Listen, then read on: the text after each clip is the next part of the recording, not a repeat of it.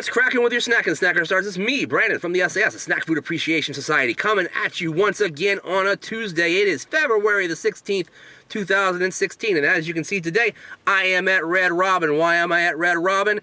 It's Lent season, and they've got some kind of burger that doesn't have meat in it or something, I don't know.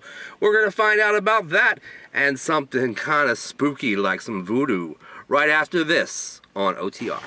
You are looking live at the Red Robin on Route 7 in Seven Corners Falls Church, Virginia. Today I am here to try out two new products from Red Robin, and they should be pretty exciting. As you can see, it's raining outside once again this week, and that's a day after we had some snow, about 4 inches here in the DC area, and an ice storm to boot. It was, like in the 20s or something like that. And today it's 50 degrees and raining, so everything's melting and everybody's getting out and having a good time, including the folks at the shopping center here, where you see folks walking across the street there. You got the Dress Barn. Got to make sure you get your fashions at the Dress Barn. The Off-Broadway Shoe Warehouse, of course, is where I don't get my shoes.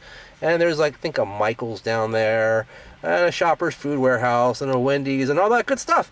Anyway, today I am at Red Robin to take a look at their newest items. Number one, something that was suggested to me by longtime sAs member Harmony.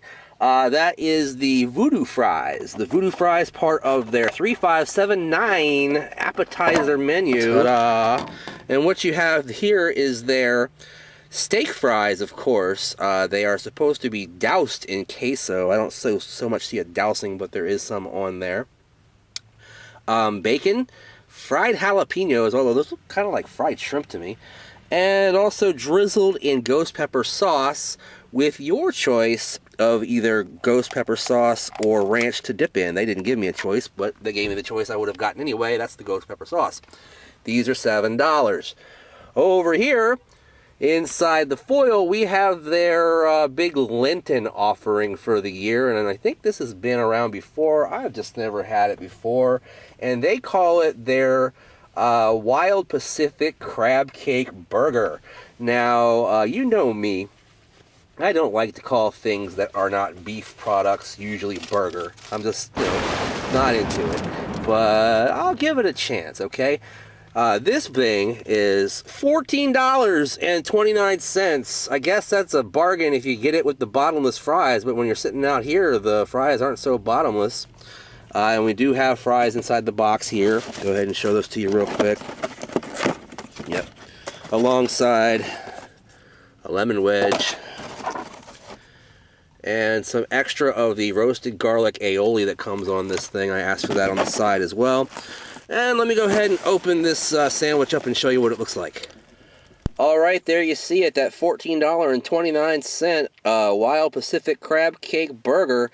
And what you're getting here for your $14.29 is, hailing from the sea, our panko crusted crab cake burger is a blend of jumbo lump, blue, and Pacific snow crab, and comes crisp to a perfection on a ciabatta bun. Nestled over oven roasted tomatoes, lettuce, arugula, why? Parmesan cheese, and roasted garlic aioli. This tasty catch is served with bottomless steak fries. Well, again, not getting them bottomless out here. Open that up. You got your nicely formed crab cake patty, again cooked in panko seasoning or batter or whatever you want to call it, breading. There are your arugulas and your lettuces. Why do you have to have both? I don't know, because they're basically the same thing. Although, I guess arugula is a fancy lettuce, just fancy schmancy, looks like one of the roasted dealies. Tomatoes are right there. And there is some Parmesan cheese mixed in with the arugula. So it's all there. The cast is all here. Let's go ahead and put that back together. And I'm going to put it in my mouth along with these fries right after this on OtR. All right, gang, I am back here at Red Robin to take a look at that crab cake burger and the Voodoo Fries. The Voodoo Fries also have a blackened seasoning on them that I did not mention before when I was showing them to you. Let me go ahead and show them to you. Next to my big old noggin, quite a lot of fries in there. A lot of other stuff as well. Looks pretty good. Let me get into this bad boy.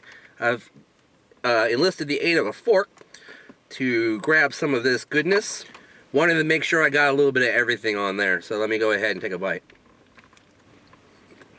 These are really, really good, guys. One thing I would say is they do need a little more cheese. I noticed at first that it didn't seem like there was a lot of queso on there, and that is the case.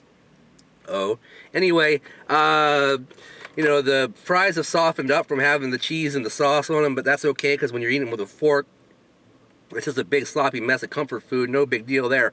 This ghost pepper sauce is on point, and it's building as I'm talking here, and it's very, very spicy, but not so much so it's going to make you run home to mama. And I forgot to get a drink, but I'm not going to make a big issue out of that either. I like these a lot. They just need a little more cheese. Good flavor, good toppings. I like the little bit of jalapeno flavor in there as well. And of course, where can you go wrong with bacon? Although, there could be some more bacon on here, guys, honestly. So I'm going to go ahead and give this a 7/8 thumbs up. Perfect for flavor, just lacking in a couple of the ingredients in terms of the quantity of the ingredients. So, good outing there for the Voodoo Fries. I suggest you check those out. Now, let me check out this panko-crusted wild Pacific crab cake burger. I am forcing myself to call this a burger. It is not a burger. Alright. See, it's got the square ciabatta on the bottom with that little bit of flour there. I think that I hate it when they have too much flour on the bottom of the bun like that. Sometimes it gets a little bit too dry. But that's okay. This doesn't look a lot like the one in the ad did. You could see the tomatoes a little bit more in that one. And I don't know. We'll see how it goes. The arugula's falling off, so I better get to this. Okay, pretty good. Now, I'm from the Mid-Atlantic Chesapeake region here, and generally we have very, very good crabs in this area, you know, particularly in Maryland, just one state away. And I've had some good crab cakes in my time, particularly at Clyde's restaurants in this area. They make a great crab cake and a great crab cake sandwich. They don't bread it like this with the panko.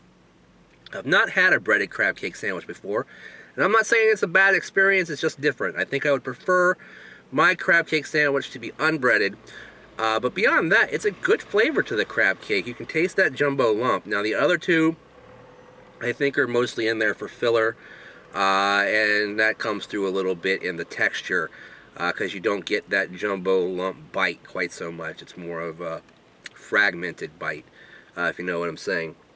Not an overly seafoody or fishy taste to it, but a good crab flavor, which I enjoy.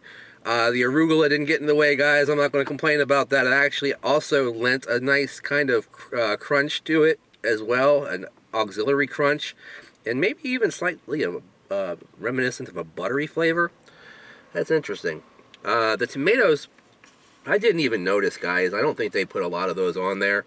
It looks like there's one or two hiding underneath this green mess down here. But the garlic aioli was a nice lubrication and went well with the crab cake flavor. I think the one at Clyde's has a similar one, but they call it a remoulade instead of an aioli. But pretty good. The ciabatta's all right. Nothing to write home about, nothing to sing about. Now, this thing is extremely expensive at $14.29. I think the Clyde's version is about the same price, so I would buy the Clyde's version for this price over this one every day of the week. I'd pay about $9 for this, maybe 10 if I were to get it again. Because of that, I have to knock it down quite a few points and say it's going to be a 3/4 thumbs up for the Red Robin freshly crafted, maybe, I don't know,